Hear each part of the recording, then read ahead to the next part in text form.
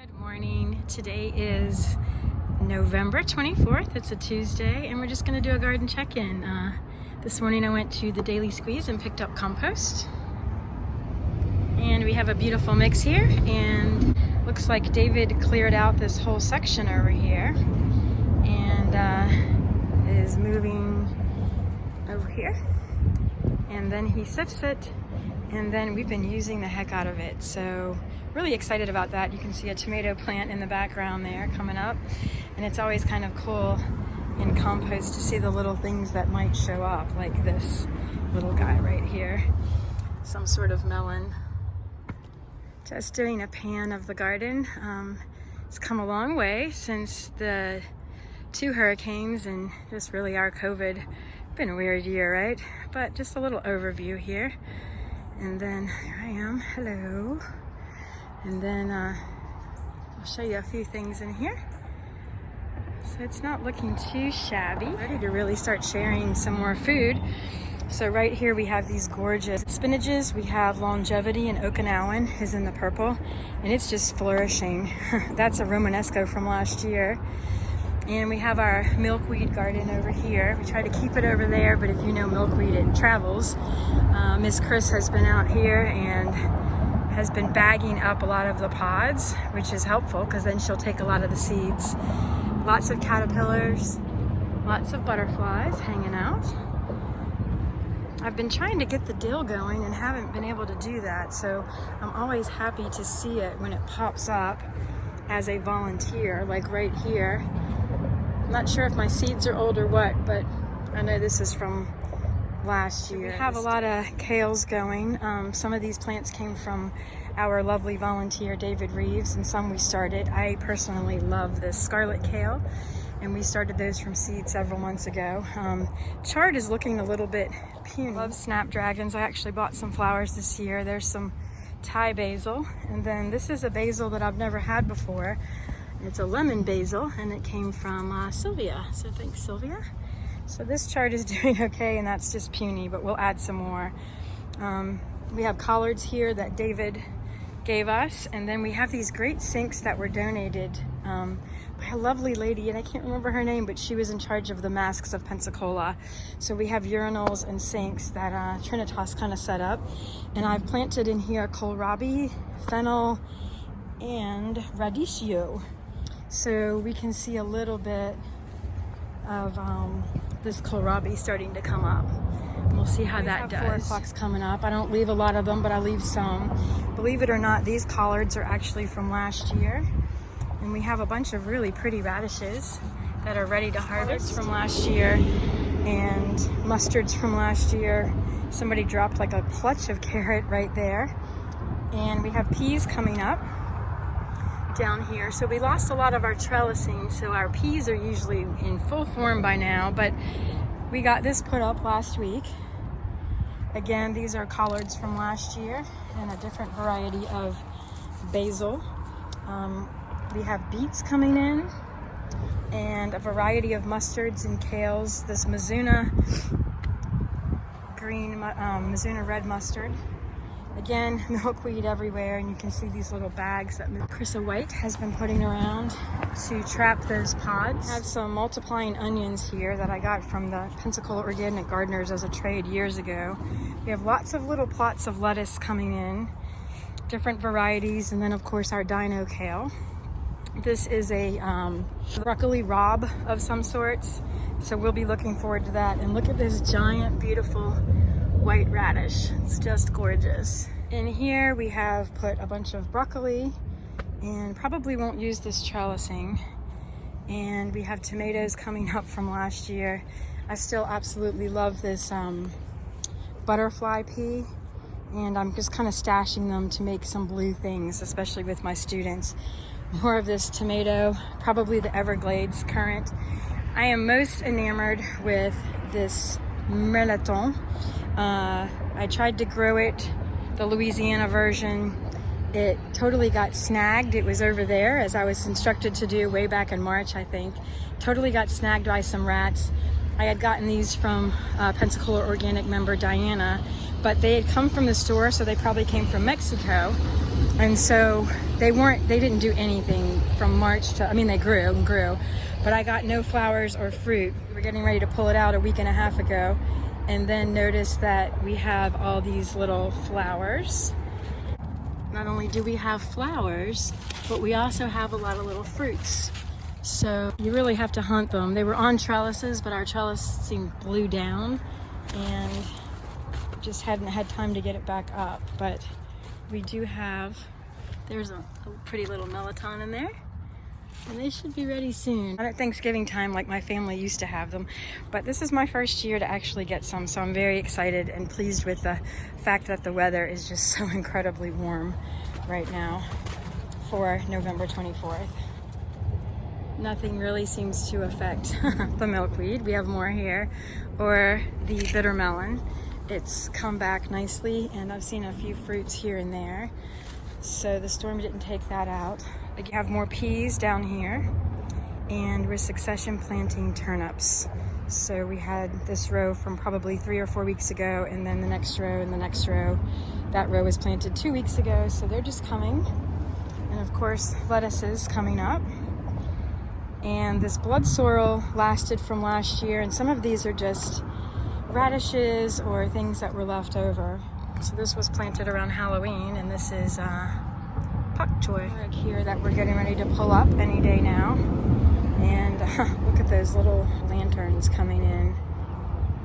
They just kind of come in wild and take over, and I'm losing the name of them. They're not tomatillas.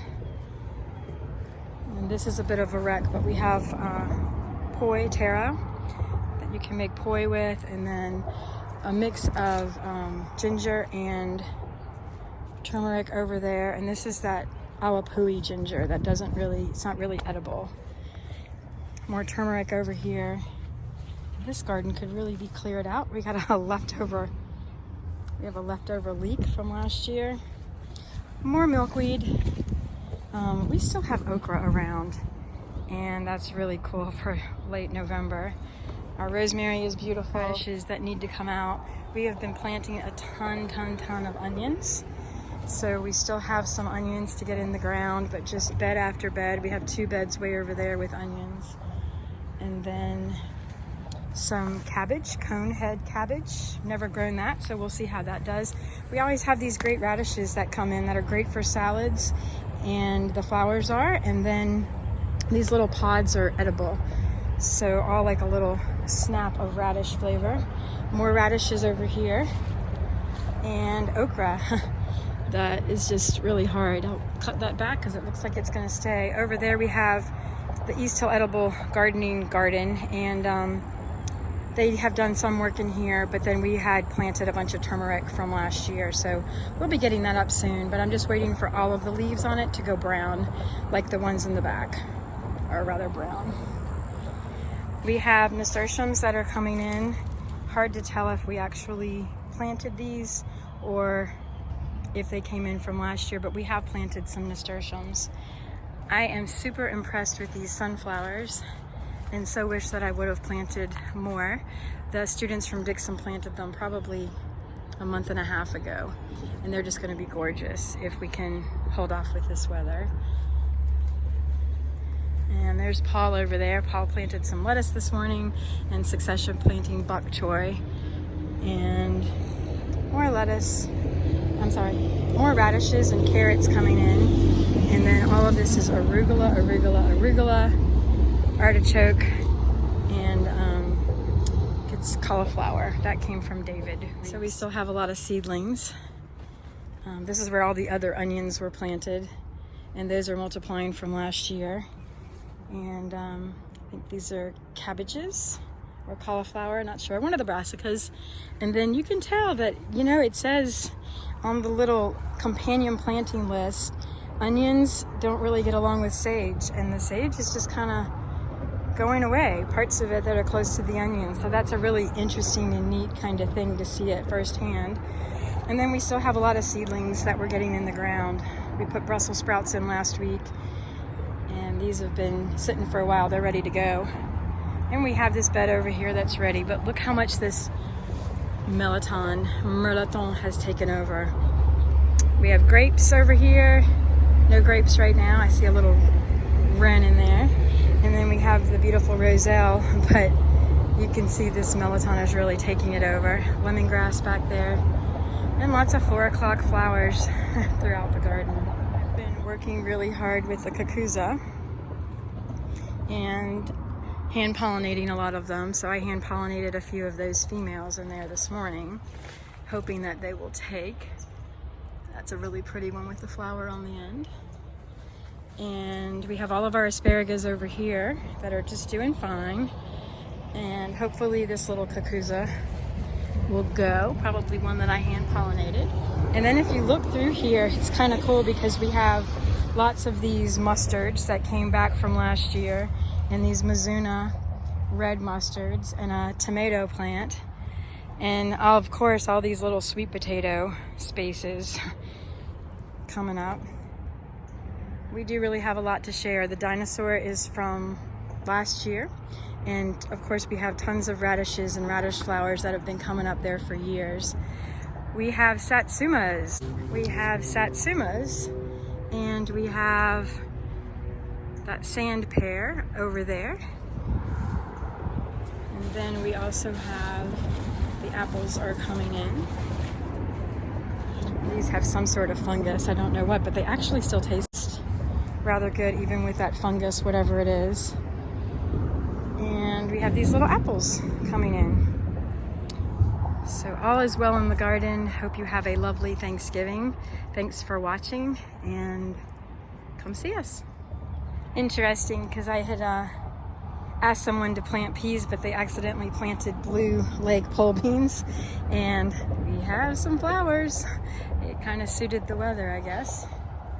And the other interesting thing is that we have mustards everywhere, green mustards. Now last year we planted green mustards way over there, but somehow we just had hit the mother lode over here. These are all volunteers mixed with the turmeric. Ground cherries, that's what they're called. They completely take over, so we've been pulling them out. And again, interestingly enough, we had an overabundance over here, but they've kind of moved to this section now, so don't really eat them too much. I'm not sure. If you do, let me know how much you love them. Yeah, so Paul was asking why you have some of them tied up like that. Well, if you think about a violin bow, what the seed pods do is they just are like on a timer. They explode open, and so if you can capture them either with an organza bag or a rubber band, if it's just like 1 or 2, then you can hold them in and actually plant them where you want them. We had a lot of volunteers all over the place, so it's to save them for next year and not make a hot mess. It's like an unwanted guest. Yes, yeah.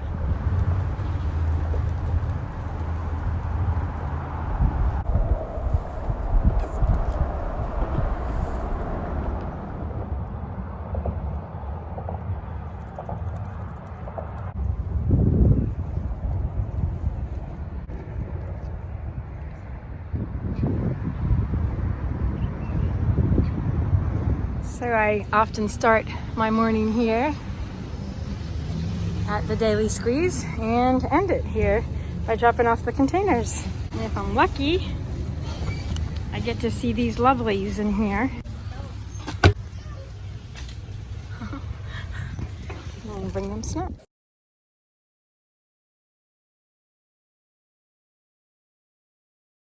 Video. Look, these harlequin bugs totally took over and got this mustard bad.